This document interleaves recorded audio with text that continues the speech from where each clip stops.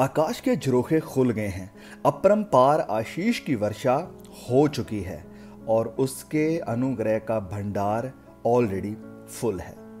आइए सबसे पहले हम इस वचन को पढ़ते हैं। मलाकी अध्याय 3 वचन 10, काफी फेमस वचन, और आज इसको थोड़ा हम बारीकी से समझने की कोशिश करते हैं क्योंकि यहाँ पर लिखा है और ये काफी ज्यादा यूज और मिस यूज होने वाला एक वचन है। सबसे पहले पढ़ते हैं वचन को। लिखा है वचन 10 में कि सारे दशवांश भंडार में ले आओ कि मेरे भवन में भोजन वस्तु रहे। और सेनाओं का यहोवा ये कहता है कि ऐसा करके मुझे परखो कि मैं आकाश के झरोखे तुम्हारे लिए खोलकर तुम्हारे ऊपर अपरंपार आशीष की वर्षा करता हूं कि नहीं। प्रोस्पेरिटी प्रचारकों के द्वारा और उन पास्टर्स के द्वारा जो लोगों की जेब से पैसा निकलवाना चाहते हैं, ये एक ऐसी आयत है जिसका सबसे ज्यादा मिसयूज होता है, अब्यूज होता है। और इस वचन को इस तरह से लोगों के सामने रखा जाता है कि जैसे परमेश्वर हमें एक ब्लैंक चेक दे रहा है कि जो आपको चाहिए इस पर लिख दो, और यदि आप परमेश्वर के भवन में या परमेश्वर को जितना ज्यादा पैसा दोगे, परमेश्वर उतनी ही ज्यादा 10 गुना, कई बार तो 100 गुना भी कहा जाता है कि आशीषें वापस परमेश्वर आपको देगा। मतलब जितना आप इन्वेस्ट करोगे उससे डबल ट्रिपल आपको वापस परमेश्वर देगा।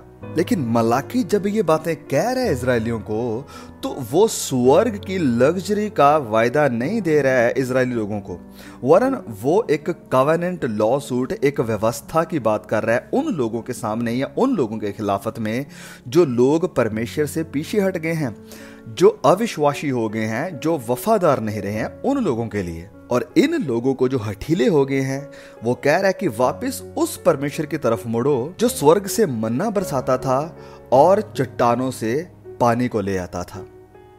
ये वचन लिखे गए हैं तकरीबन 5 BC के आसपास, जब इजराइल गुलामी से वापस लौटा था और ये पूरी तरह से थक चुके थे, आत्मिक तौर पर लापरवाह हो चुके थे। हालांकि जो मंदिर था वो बन चुका था और जो बलिदान थे वो दोबारा चालू हो गए थे, लेकिन इनके जो हृदय थे वो ठंडे पड़े थे। ये बात अलग है कि टेंपल में, मंदिर में, वेदी में आग जल रही थी, लेकिन हृदयों में इनके कोई आग ना रही थी। जो याजक उस वक्त थे वो उस समय शुद्ध, बिना दाग वाले बलिदान नहीं चढ़ा रहे थे, वरन अशुद्ध वस्तुएं प्रभु को भेंट कर रहे थे। जो पति थे अपनी पत्नियों से बेवफाई कर रहे थे, जो एक तरह से हम कहेंगे कि फिर से बुराई इनके अंदर पैदा होने लगी थी। और टाइथ, दशवांश, ये 10वां हिस्सा था अपनी फसल का, अपने जानवरों का, और जो कुछ भी इनके पास था हर एक चीज का 10वां हिस्सा दिया करते थे। और ये कोई प्राइवेट डोनेशन देना नहीं था, वरन ये एक वाचा थी जो इन्हें मिली थी लेवियों और व्यवस्था विवरण की किताब में। और ये जो भी टाइथ आता था, जिन भी चीजों का दशवांश आता था, तकरीबन 30% बनता था पूरा। और ये होता था उस वक्त जो मंदिर की देखरेख करने वाले लेवी होते थे, लेवी के गोत्र के, क्योंकि उनके पास कोई ज़मीन नहीं होती थी, कोई और काम नहीं, सिर्फ वो मंदिर की देखरेख के लिए ही रखे गए थे। सिर्फ यही नहीं, यहाँ से जो गरीब लोग हैं उनकी भी मदद होती थी, यहाँ पर जो विधवाएं होती थी उनकी मदद होती थी, जो राही मुसाफिर आते थे उनकी मदद होती थी। तो जब आप दशवांश नहीं दे रहे होते थे, जब आप टाइथ नहीं दे रहे होते थे, तो यहाँ पर सिर्फ आपकी कंजूसी नजर नहीं आ रही होती है, वरन यहाँ पर आप परमेश्वर को लूट भी रहे एक तरह से, या एक तरह से हम कहेंगे कि ये जो वाचा है उसको तोड़ना था, परमेश्वर के नियमों की, हुक्मों की आज्ञाकारी ना करना था। It was a breach of covenant. और जब परमेश्वर इन्हें एक चुनौती दे रहे हैं, इन्हें चैलेंज दे रहे हैं कि मुझे परखो, तो परमेश्वर वापस इशारा कर रहे हैं उस विल्डरनेस की तरफ, उस उजाड़ की तरफ जहां से इजरायली होकर आए थे और जहां पर इन्होंने परमेश्वर को परखा था अपने अविश्वास में, एक जगह जिसका नाम था मसा में। और परमेश्वर जब कह रहे हैं कि मुझे परखो, क्या मैं तुम्हारे लिए स्वर्ग की आशीषें नहीं खोलता हूँ, क्या तुम्हारे लिए स्वर्ग के झरोखे नहीं खोल देता हूँ।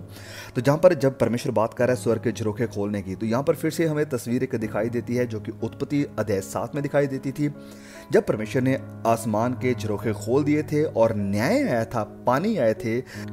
परमेश्वर ने अपनी सजा को दुनिया पर भेजा था। हम सब इस सारी स्टोरी को जानते हैं। तो परमेश्वर उसी इमेजरी का, ऐसी ही एक तस्वीर का यहाँ पर इस्तेमाल कर रहे हैं इजरायलियों के सामने, ये कहते हुए कि मैं जो स्वर्ग के झरोखे खोलकर सजा दे सकता हूं, लोगों को खत्म कर सकता हूं, मौत को ला सकता हूं, मैं वही स्वर्ग के झरोखे खोलकर तुम्हें जीवन दे सकता हूं, तुम्हें आशीष दे सकता हूं, तुम्हें वो सब दे सकता हूं जो तुम्हारी आवश्यकताएं हैं। लेकिन परमेश्वर इनसे चाह क्या रहे हैं? चाह ये रहे हैं कि वो जो वाचा है विश्वास योग्यता की, वफादारी की, उसकी तरफ मुड़ आओ। वो जो ठंडापन आ चुका है हृदयों में, उसे ख़त्म करो और मेरे लिए आग जलाओ। सिर्फ मुझे वो आग नहीं चाहिए जो वेदियों पे जल रही है। मैं चाहता हूं कि आपके हृदयों में, आपके दिलों में भी मेरे लिए आग जले। परमेश्वर इनसे ये डिमांड कर रहे हैं बस कि तुम्हारा रिश्ता मेरे साथ एक पति और पत्नी की तरह हो जाए, और जैसे एक पति अपनी पत्नी की सब आवश्यकताओं को पूरा करता है, मैं भी करूंगा, 100% करूंगा। अब ये हुई बात कॉन्टेक्स्ट की। लेकिन अब क्योंकि हम जो मसीही हैं, मसीह यीशु के लहू से धोए गए हैं, तो हम हर एक मैसेज को, हर एक पैसेज को, हर एक वचन को प्रभु यीशु के लेंसेस के थ्रू ही जरूर पढ़ेंगे। क्योंकि जब हम पढ़ते हैं, अब मलाकी की किताब को ही आगे भी, तो मलाकी की ये जो बुलाहट थी इजराइलियों की कि वापस आओ और परमेश्वर को जो उसका वाचा का टाइथ है वो जरूर दो, उस टाइथ के कारण भी इनके जो हृदय थे वो चंगे नहीं हुए थे। वो बलिदान तो चढ़ा रहे थे, कुर्बानियां तो लेकर आ रहे थे, लेकिन उनकी जिंदगी में पाप बना रहा। इन्होंने दशवांश तो दिया, लेकिन अपना हृदय नहीं दिया।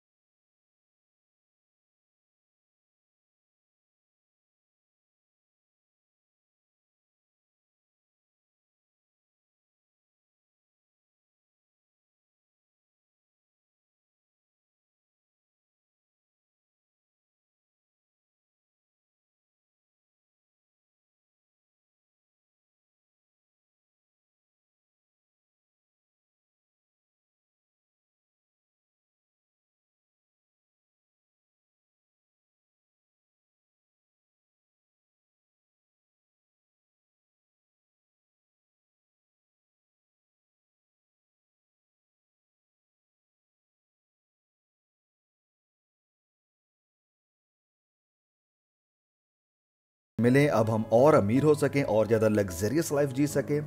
नहीं, वरन आत्माएं अब पिता से मिलाप करने लगी थी।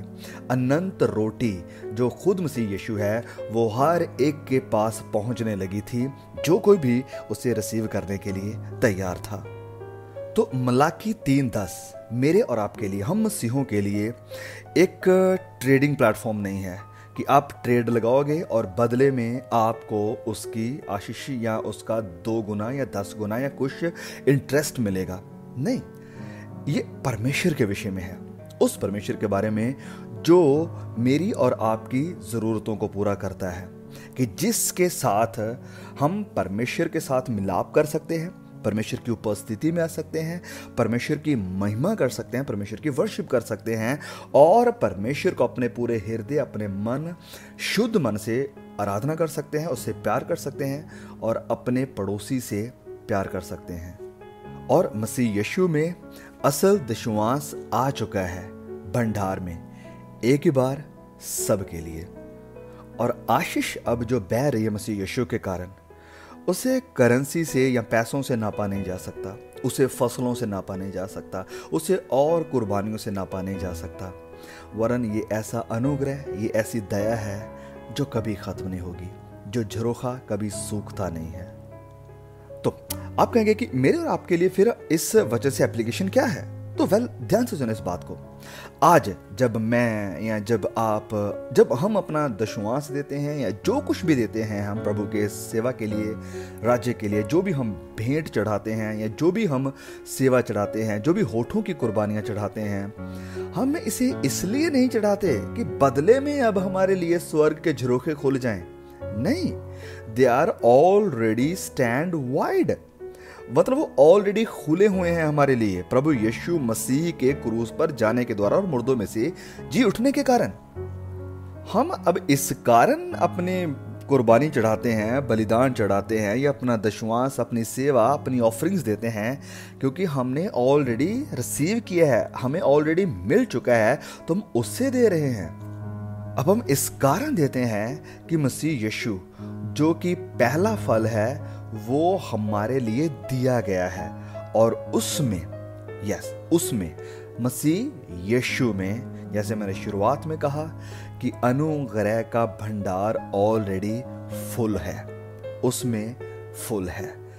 तो हम देते हैं अपना दशवांश, अपनी भेंटें, अपने होठों की कुर्बानी, अपनी वर्शिप, क्योंकि वो उसके योग्य है, क्योंकि हम उसको धन्यवाद की भेंट चढ़ा रहे हैं, क्योंकि उसने हमें दिया है, तो हम उसके दिए हुए से उसको दे रहे हैं। ट्रेडिंग नहीं कर रहे उसके साथ कोई बिजनेस नहीं कर रहे, उसके साथ हम एक तरह का इंटरेस्ट नहीं खेल रहे कि मैं दूंगा तो बदले में मुझे इतना मिलेगा। नहीं, अगर आप उस मेंटालिटी में हैं तो आप इजरायलियों से अलग नहीं हैं। जैसे मैंने पहले कहा कि हालांकि उन्होंने भेंट चढ़ाना शुरू कर दिया था, उन्होंने दशवांश देना भी शुरू कर दिया था, आग तो जल रही थी वेदियों पर, कुर्बानियां चढ़ाई जा रही थी, लेकिन हृदय दूर थे। तो यदि आप परमेश्वर को इस विचार से चढ़ा रहे हैं, इस विचार से दे रहे हैं कि बदले में मुझे ये मिलेगा, मुझे वो मिलेगा, तो you have got a wrong attitude.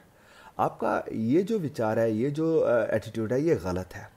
आप परमेश्वर को अगर कुछ दे भी रहे हैं या देना चाह रहे हैं, आपके मन में जो कुछ भी है, इसलिए दें कि प्रभु ने आपके लिए क्या कुछ किया है, प्रभु ने आपके लिए कितना कुछ दिया है। अपना इकलौता बेटा दे दिया है, और उस बेटे ने ऐसी मार को सहा है, ऐसी सज़ा को सहा है जिसके आप या मैं हकदार थे। लेकिन हमें मौत देने की बजाय, हमें सजा देने की बजाय प्रभु यीशु ने अनुग्रह दिया, प्रभु यीशु ने दया दिखाई, प्रभु यीशु ने अपने बेटे और बेटियां बनाया। इस कारण हम देते हैं, इस कारण धन्यवाद की भेंट के रूप में से देते हैं, उसकी सेवा के लिए देते हैं कि प्रभु तेरा काम फैले, तेरे लोग जो सेवा कर रहे हैं उनकी ज़रूरतें पूरी हों, प्रभु आपका राज्य फैले, इसलिए हम देते हैं। सो आई होप कि ये वचन आज के बाद कोई आपको मिसयूज़ करके नहीं सिखा सकेगा, क्योंकि परमेश्वर का वचन क्लियर है और हमें न्यू टेस्टामेंट के लेंसेज से, प्रभु यीशु मसीह के लेंसेज से ही हर एक वचन को पढ़ने की आवश्यकता है। May God bless you and I will see you all again. आमीन।